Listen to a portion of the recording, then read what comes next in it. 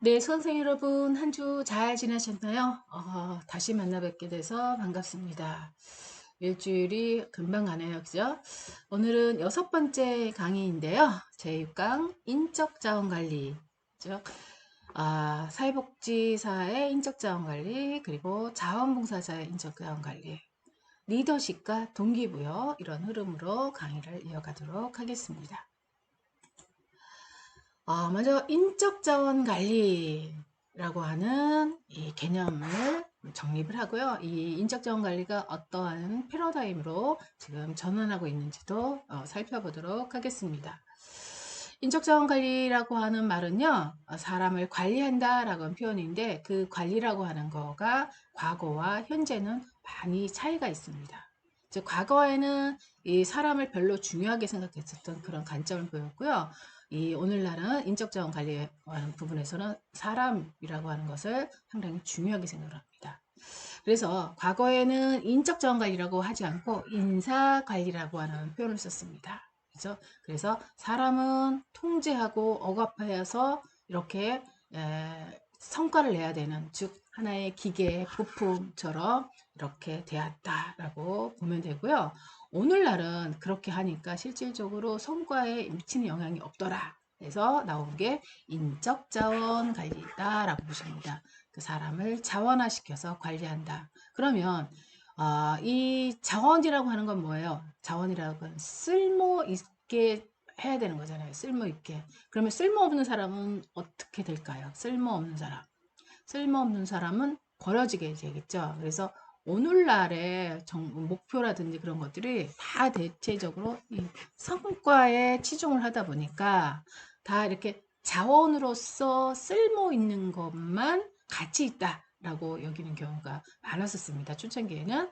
그러다 보니까 쓸모없는 인적 자원 같은 경우는 한직으로 밀려난다든지 아니면 그 자리에서 강등된다라든지 또 어느 경우에는 명퇴를 당한다든지 이런 식으로 걸러지게 되는 그러한 인적 자원 관리가 초창기 때 인적 자원 관리였습니다. 즉 그런 식으로 인적 자원 관리를 하다 보니까 소위 얘기하는 걸러내는 거죠, 사람을. 그러니까 우리 살생부라는 아주 무시무시한 말이 있잖아요. 살아남기 위해서 뭐 생존하기 위해서 여러 가지 하는 사람하고 이렇게 서로 짓밟고 짓밟히는 그런 관계가 되다 보니까 조직 구성원들끼리 별로 이렇게 관계가 돈독한 관계가 되지 않는단 말입니다. 그러다 보니까 오히려 어느 정도에서는 성과가 있었지만 오히려 성과가 그렇게 높게 나타나지를 않더라라는 것을 알게 됩니다. 그래서 패러다임 전환을 여기서 또 한 번 합니다. 어떻게?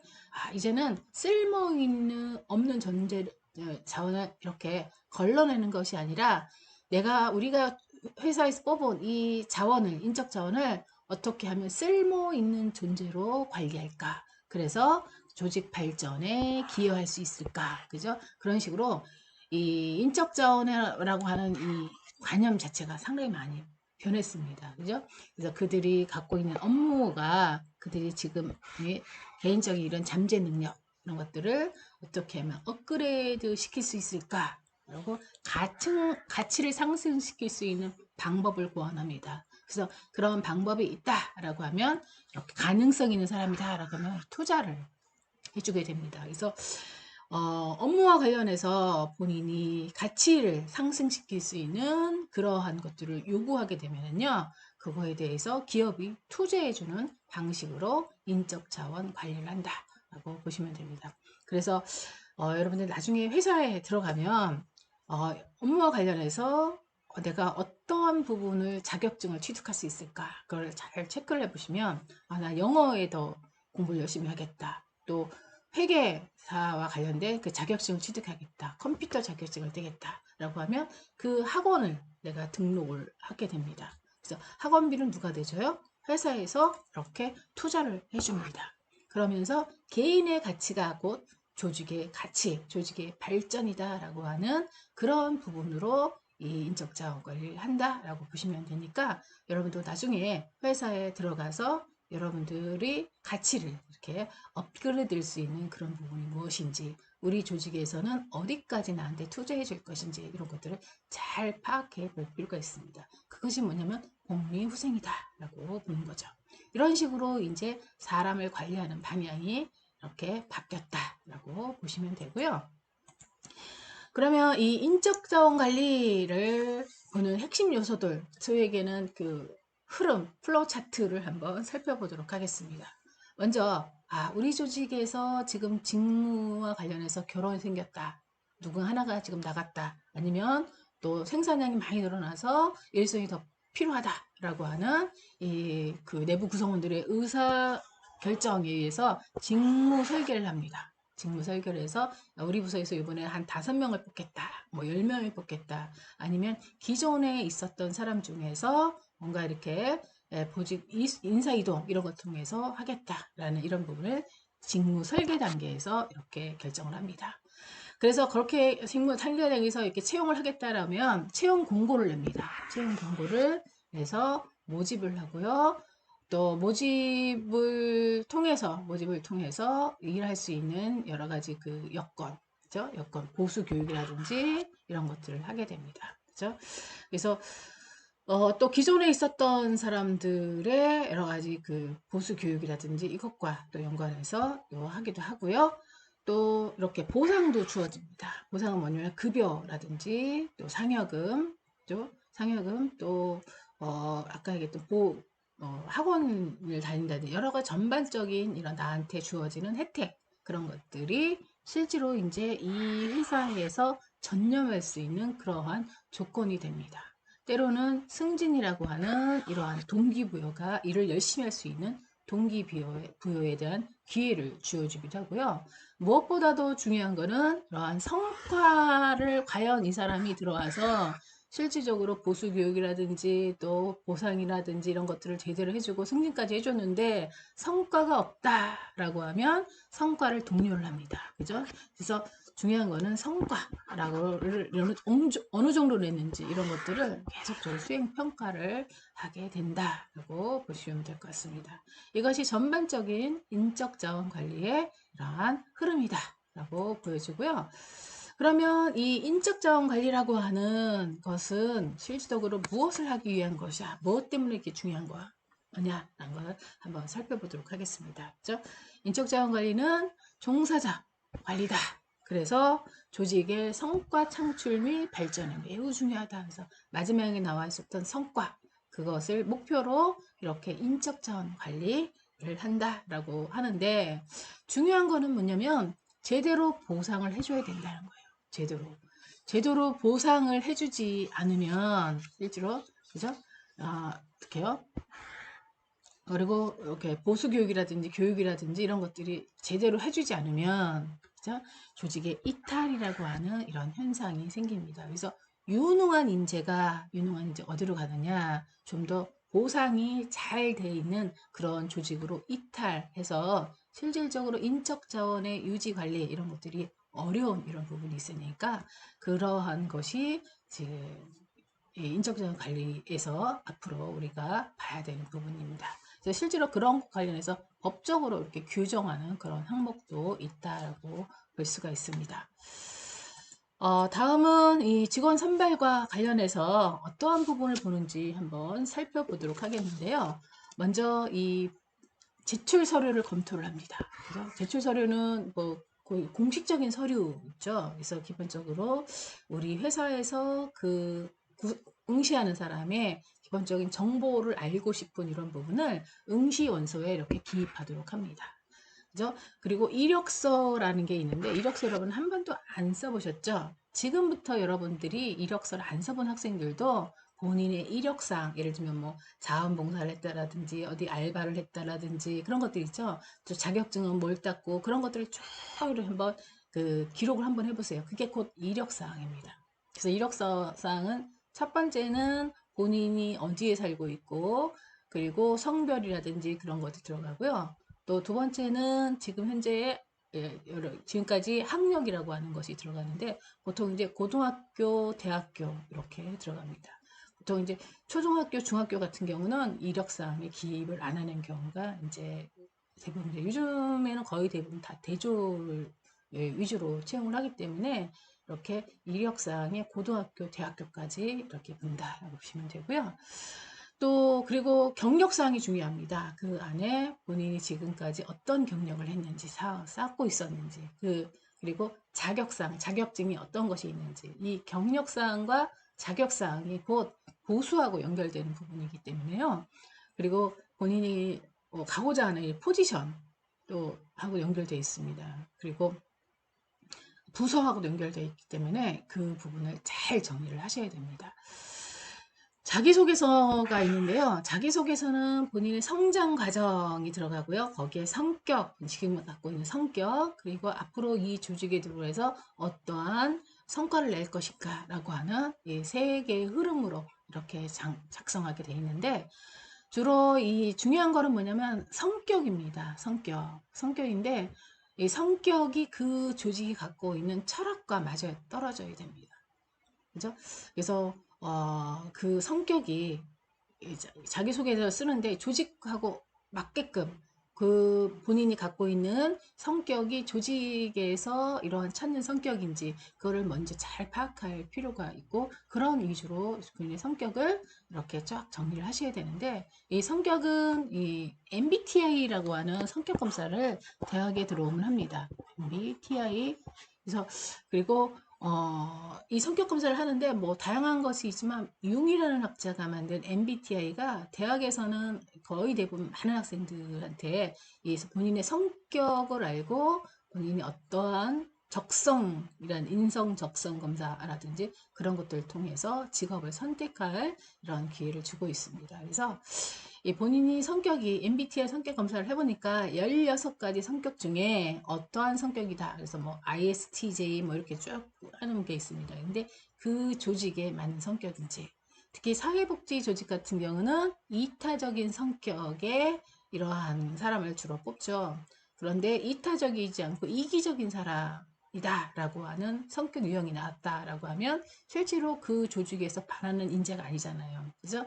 그래서 그렇게 자기소개를 쓰면 안 됩니다. 그래서 자기소개서하고 성격검사하고 조직이 원하는 그러한 성격하고 가급적이면 이렇게 매치해서 이렇게 쓰는 것이 좀 바람직하지 않을까. 그래서 그렇게 바꿔보세요. 바꿔보고, 만약에 이제 그러한 성격이 아닌 사람들은요, 사회복지 조직이라든지 그런 조직에 맞는 사람이 아닙니다. 그런 것들 본인 스스로가 잘 파악할 필요가 있고요. 그래서 이런 것들을 미리 이력서나 자기소개서 이런 것들을 잘 작성을 한번 해보시고요. 또 시험은요, 최근에 시험을 안 봅니다. 시험을 안 보고 뭘 보느냐라고 하면 아까 얘기했던 성격을 테스트합니다. MBTI 성격 검사를 하게 한다라든지, 그래서 조직에 맞는 성격인지 또는 인성 검사, 적성 검사 이런 것들을 통해서 이렇게 뽑는다라고 보시고요. 여기서 걸러진 사람은 다시 이제 면접을 통해서 보게 되는데, 보통 왜 면접이다라고 하면 공식적인 이러한 공식적인 것을 걸러진 사람이 그 다음에는 비공식적인 측면으로 뽑는 거예요. 그래서 즉 언어적인 게 아니라 비언어적인 거, 그 사람이 들어왔었을 때 얼굴 표정, 그리고 옷차림, 그리고 또 뭐 말하는 말투라든지 또 자세, 뭐 예를 들면 뭐 다리를 떤다라든지 이런 것들 있죠. 그런 것들이 다 영향을 미친다라고 보시면 됩니다. 그래서 이 사람이 우리 조직에 필요한 사람인지라고 하는 그런 것들이 면접에서 걸러지게 되는데요. 우리 보통 이제 여기에서 걸러진 사람이 여기 오는데 그 중에서 꼴찌가 들어왔어요. 예, 그 중에서 제일 꼴찌가 들어왔는데, 이 사람은 이제 소위 얘기는 꼴찌니까 소위 얘기 순번으로 보면은 안 될 확률이 크잖아요. 근데 면접을 딱 봤는데 들어오는 포지션이나 이런 걸 딱 보니까 즉 비언어적인 거, 그 사람이 말을 한 번 하지도 않고 딱 봤는데 저 사람은 우리 조직에 필요한 사람이다. 괜찮은데? 라고 하는 게 그 사람이 들어온 순간 그게 이제 딱 보여요. 그렇죠? 그래서 그 면접 갈 때는 이미지 메이킹이라고 하는 그러한 그 대학에서는 그런 교육도 하거든요. 그러한 것들이 본인이 사람들한테 어떻게 비춰지는지 이런 것도 잘 그 연구를 해볼 필요가 있습니다. 그래서 실질적으로 이 공식적인 이런 측면에서는 성적이나 이런 경우 같은 경우는 별로 그 공부도 못하고 사실은 그런 부분이었었는데 실제로 면접에서 통과돼서 이렇게 합격되는 이런 경우도 많습니다. 그래서 면접이 그만큼 중요하다라고 보여지고요. 또 중요한 건 뭐냐면 지금까지 자기가 갖고 있었던 삶의 멘토라고 하는 이런 부분이 누군지, 그리고 이 직종에 혹시 추천한 사람이 있다라고 하면 그 사람이 누군지, 이런 것들이 상당히 중요합니다. 그리고 그런 것도 왜 중요하냐라고 하면 그 사람의 영향을 받았기 때문에 그렇죠. 그래서 예를 들면 뭐 어떤 직종이다. 그럼 그 직종에 덕망 있는 사람한테 내가 배웠다. 그럼 그 사람의 제자가 되는 거잖아요. 그런 경우는 보지도 않습니다. 실제로 이 사람의 제자라면 검증이 끝났어 라고 채용하는 경우도 있으니까 본인의 멘토, 그리고 멘토 멘티 관계, 이런 것들을 평상시에 이렇게 잘 정립하는 것도 중요합니다. 또 이 진짜 서류가 이게 진짜인지 가짜인지, 요즘에는 뭐 거의 공식적인 서류 같은 경우는 뭐 경력증명서라든지 또 성적증명서 같은 경우는 뭐 가짜인 경우가 없죠. 한동안 그런 시비가 있었는데 어쨌든 이러한 것들은 다 이렇게 진위 여부로 파악한다, 이렇게 보시면 되고요. 그런 다음에는 보수를 결정합니다. 얼마를 받아야 되는지, 그리고 얼마를 줄 것인지, 복리후생과 관련된 부분은 어느 정도인지, 이런 걸로 이제 협상이 이루어지게 되고 최종적으로 이렇게 결정이 되는데, 우리 앞에 이제 보수와 관련된 부분을 제가 살짝 언급한 적이 있었는데, 보수 상당히 중요합니다. 본인이 얼마를 받는지, 그 중에서도 본봉으로 얼마를 받는지, 거기에 본인이 이제 잘 파악하고 사인을 통해서 채용되게 된다라고 보시면 됩니다. 그래서 이렇게 보상관리라고 하는 것이 이제 채용하고 나서는 중요한데, 여기서 본인의 임금이라든지 또 사대보험 이런 부분이 어느 정도 됐는지, 그리고 학원과 관련된 부분 어느 정도 나한테 투자를 해주는지, 이런 것들 있죠. 그런 것들을 잘 파악할 필요가 있고요. 비금전적인 보상이다라고 하면 이렇게 휴가를 어느 정도 주는지, 또 근무 환경은 괜찮은지, 그리고 보통 10년 일하면 1년 쉬게 해주거든요. 그런 안식제가 있는지, 그죠? 보너스가 있는지, 이런 것들을 잘 파악을 하고요.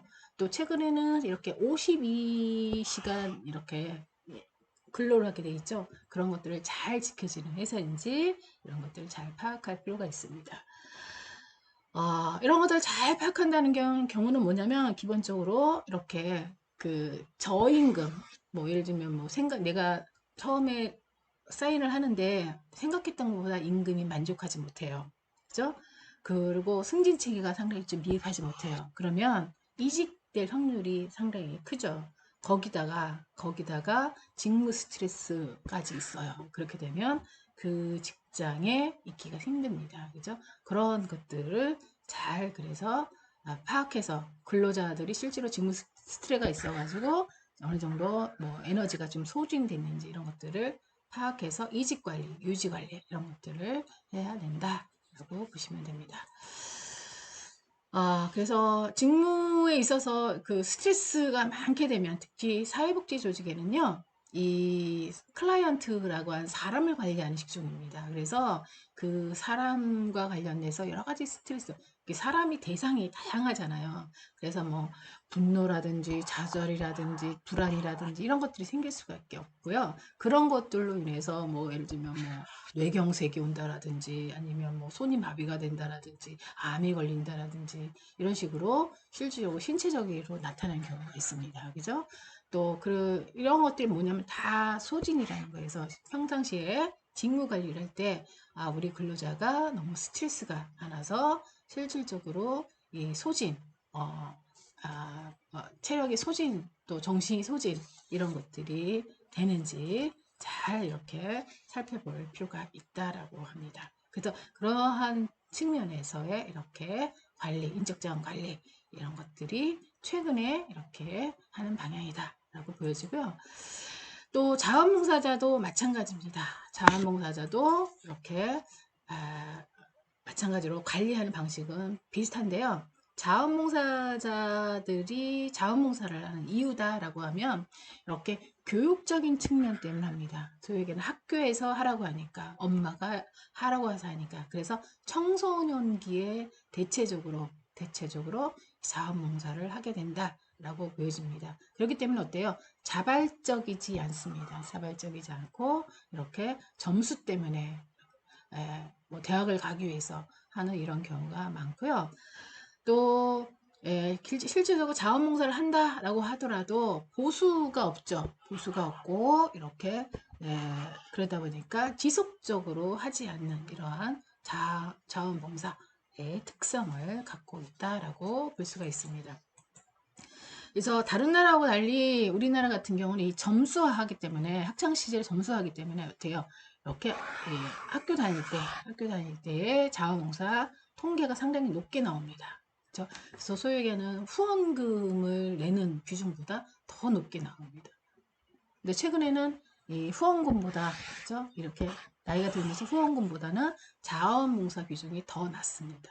그죠? 그래서 실질적으로 이게 바람직한 자원봉사의 요건, 뭔가 이렇게 스스로 자발적으로 하는 자원봉사가 아니다라고 하는 그런 부분을 의미하는 것이 아닐까 이렇게 보게 됩니다. 다음은 이 자원봉사자를 어떤 흐름으로 관리하는지 한번 살펴보도록 하겠습니다. 그래서 자원봉사자가 실제로 왜 자원봉사를 하는지 동기, 그죠? 그리고 욕구 분석을 먼저 합니다. 동기다라고 하면 엄마가 하라고 해서 실제로 학업에 영향을 미쳐서 그렇게 하는 경우가 있겠죠. 그래서 다음 글을 보면 이렇게 안 나오네요. 그래서 뭐 예를 들면 개인정보라든지 개인정보에서 예를 들면 뭐 성별, 여성, 남성인지 거기에 따라서 욕구가 다양해지거든요. 또 연령에 따라서 아까 얘기했던 어린 학창 시절인지 지금 이 사람이 뭐 40대, 50대인지 또 그런 종교 대부분 종교인들이 자원봉사를 많이 하죠. 이제 그러한 뭐 본인의 가치라고 하는 그런 부분으로 두고 있는지 그렇게 동기 욕구 조사를 분석을 합니다. 또 그런 다음에 이제 자원봉사자를 모집 이제 공고를 하게 되겠죠. 모집 공고는 보통 이제 1365 자원봉사 포털이라든지 아니면 사회복지 자원봉사 인증관리 센터를 통해서 이렇게 자원봉사 모집 공고를 내고 있다라고 보면 되고요. 모집 공고를 내면 이제 자원봉사를 이제 선발 배치하겠죠. 그죠? 선발 교육을 하게 되는데 봉사활동의 수요기간이라든지 봉사활동팀이라든지 봉사조건과 관련된 부분에서 이렇게 교육을 통해서 이렇게 배치한다라고 보시면 되고요. 자원봉사자를 이제 배치를 하게 되면 이제 신입생 오리엔테이션을 하게 됩니다. 그죠? 오리엔테이션을 통해서 지금 현재 그 자원봉사를 하고자 하는 그 기관에 대해서 이해를 시킬 필요가 있습니다. 그리고 자원봉사자들이 기관에서는 어떻게 인지를 하고 있는지 그런 부분도 이렇게 교육을 필요하고요. 또 자원봉사를 할 때 필요한 여러 가지 관련 지식이라든지 그런 것들 있죠. 그런 것들도 이렇게 교육을 통해서 교육 훈련을 통해서 하게 된다라고 보시면 됩니다. 그리고 네 번째는 자원봉사 프로그램을 운영하게 되는데요. 실제로 이제 여러 가지 그 기관의 사명과 직접적으로 관련 있는 그런 프로그램, 그래서 사람과 사회를 변화시킬 수 있는 그런 활동을 할 수 있도록 이렇게 프로그램을 운영한다라고 보시면 됩니다. 그 다음에는 자원봉사자는요, 실질적으로 이제 그 자원봉사 자체로 인정을 해야 되고요. 보호를 해야 되는데 사실상 그렇게 되려면 그죠? 모든 보상이 있어야 되겠죠. 그래서 뭐 자원봉사자는 그냥 뭐 스스로 자기 뭐 만족을 하기 위한 그런 걸로 치부를 하게 되면 실제로 오래 가지 못합니다. 지속적이지 못하기 때문에 자원보상자에서 이렇게 기관에서 안정적으로 이렇게 활동하게끔 하려면 이 기관에서 인정해 줄 필요가 있습니다. 어떤 인정이냐? 뭐 때로는 자원봉사자에 대한 뭐 상패를 준다라든지 또는 일정한 그 뭐 금전적인 이런 지원이 아니라고 하더라도 그렇게 소위에게는 그 동기부여가 될 수 있는 그런 보상, 그죠? 그런 보상이 이렇게 주어져야 된다는 얘기죠. 그래서 뭐 요즘에는 그런 경우가 있습니다. 해외 자원봉사를 하게 되면은 그게 곧 취업으로 연결되는 경우가 있습니다. 그래서 그렇게 자원봉사에서 최근에 이렇게 점수화하죠. 점수화해서 그러한 그 조건이 되는 사람 우선적으로 이렇게 선발한다라든지 그런 것들이 다 이렇게 자원봉사를 인정하고 보호해주는 그런 정책 방향으로 흐르고 있다는 거죠. 실질적으로 그런 어떠한 대가가 있으니까 우리가 청년층에서는 자원봉사를 하는데 그 이후의 층에서는 대가가 없기 때문에 자원봉사에 대한 관심을 덜 주는 게 되겠죠. 그런 것 같이 이렇게 자원봉사자를 함으로써 나한테 돌아오는 어떠한 것, 그죠? 인정과 보호 이런 것들이 있게 되면 더 열심히 하겠습니다. 그죠? 그런 걸로 이렇게 동기부여가 될 수 있게끔 하는 관리 방안 그런 것들이 필요하지 않을까 그렇게 생각이 듭니다. 그래서 이렇게 이러한 보상 이런 것들이 주어져야 된다라고 보여지고요. 또 이렇게 자원봉사자의 만족도 조사를 통해서 그렇게 동기부여가 될 수 있는 그러한 계기 이런 것들을 삼아야 된다라고 보시면 됩니다. 다음은 리더십입니다. 리더십이다라고 하면 뭐 소위에게는 팔로우가 있는 거죠. 나를 따르는 그런 사람이 있는데 실제로 리더십은 맨 상위 계층 이렇게 상위 계층만 리더십을 표하는 것이 아니라요. 최근에 리더십은 최고 관리층부터 중간 하위 계층 모든 관리층에서 리더십이라고 하는 그런 것들을 하게 된다라고 보시면 됩니다. 그죠? 스스로 이제 솔선수범하는 그런 것이 리더십이다라고 보는데 과거에는 리더십이 이렇게 추종자, 이렇게 리더의 카리스마라고 하는 돈이 많다라든지 뭔가 그 사람이 어떤 매력이 있다라든지 그래서 무조건적으로 이렇게 그 사람을 따르는 그러한 리더십이었다면 현대는요 이렇게 변혁적 리더십, 거래적 리더십 이런 쪽으로 리더십 방향이 바뀌고 있다라고 보여집니다. 즉 현재 변혁적 리더십이다라고 하면 획기적인 변화를 유도하는 그런 리더십이다라고 보시면 되는데요. 현재는 어떻게 해요? 뭐 이런 경영 환경이라든지 그 변화가 상당히 심하죠. 거기에 따라서 조직이 끊임없이 변화해야 됩니다. 우리 지금 코로나19와 관련해서 조직이 엄청난 위기 상황에 있잖아요. 그럴 때 필요한 것이 리더다. 근데 리더는 어떻게 해야 되느냐? 그죠? 조직 구성원이 이렇게 목표 달성을 위해서 노력하도록 그죠? 의식, 행동 이런 것들을 바꿀 수 있는 그런 능력을 갖추게 해주는 게 리더다라는 얘기입니다. 즉 스스로 변화할 수 있도록 자율적이고 혁신적인 리더십 이것을 보여주는 변혁적 리더십. 그래서 오프라 인프라의 리더십 이렇게 얘기를 하거든요. 그래서 리더가 통제하고 지시하고 이렇게 하는 것이 아니라 이렇게 스스로 본인 스스로가 자율적으로 혁신적 리더십을 가질 수 있게끔 하는 것이 변혁적 리더십이다 라고 보여집니다. 그래서 최근에는 인적자원 관리가 이런 식으로 바뀌고 있습니다. 그죠? 관리를 하는 데 있어서 이렇게 이런 변혁적 리더십까지 이런 흐름으로 바뀌고 있다는 것. 그래서 뭐든지요 본인이 가치 있게 성장을 하려면 어때요? 스스로 이렇게 보는 안목이라든지 그런 것들이 있어야 됩니다. 그래서 여러분도 지금부터 그러한 안목 이런 것들을 키우려면 어떻게 해요? 이력서를 지금부터 한번 잘 이렇게 정리를 해보시고요. 뭐 이력사항 많죠, 여러분. 학력도 있을 거고 경력도 있을 거고 뭐 자격사항도 있을 거고 자격사항이 없다고 해도 어디서 알바한 것도 있을 거고 또 어디 가서 봉사활동한 것도 있을 거고 그런 것들을 잘 정리해 보시면 그게 곧 여러분 이력이 됩니다. 그리고 또 자기 소개서에 대해서 본인의 여러 가지 성격이라든지 이런 것들 잘 정리해 보시면 좋을 것 같습니다. 그것이 곧 여러분들의 나중에 직업 선택으로 이어지기도 하기 때문에 그렇습니다. 그래서 이렇게 스스로 이렇게 변화할 수 있는, 그죠? 그러한 리더십, 그런 것들이 여러분들의 리더십이다라고 보게 될 것입니다. 여러분 오늘은 이렇게 변혁적 리더십까지 살펴봤는데요.